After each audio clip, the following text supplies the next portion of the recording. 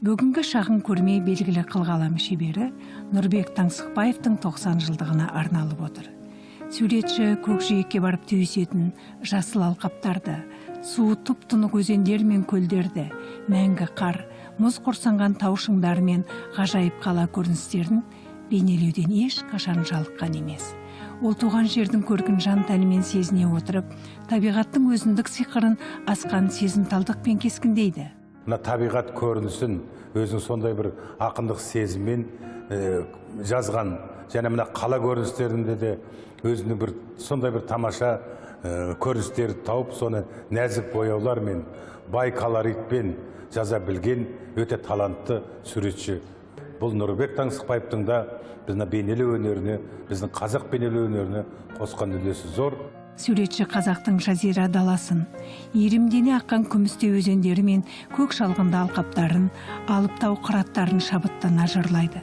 Қылғалам шеберінің өз ойын білдіретін мәнерін, шебер әрі нақышты қолтаңбасы мен бойы фактурасын суретшінің кез келген туындысынан айқын көруімізге болады.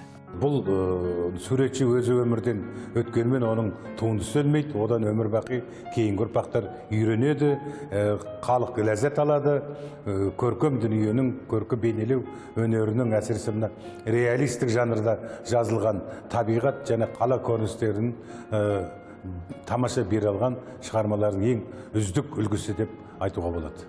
Нұрбек Таңсықбаев талғар оттары және кеш атты картиналарында кешкі уақыттағы табиғат күйін жарық пен көлеңкенің бір-бірімен алмасқан тылсым сәт арқылы бейнелейді. Тау етегіндегі сөніп бара жатқан көкшіл кеш, суық реңді көк түс пен жылы реңді қызғылт сары түстің үйлесімі қас қарайған шақтың ойға батқан сезімін білдіреді.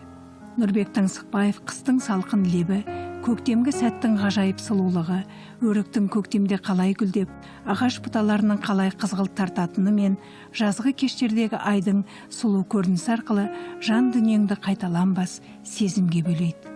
Сондықтан көрермен бүгінгі шағын ғана көрменің әсерін көпке дейін ұмыта алмасы анық.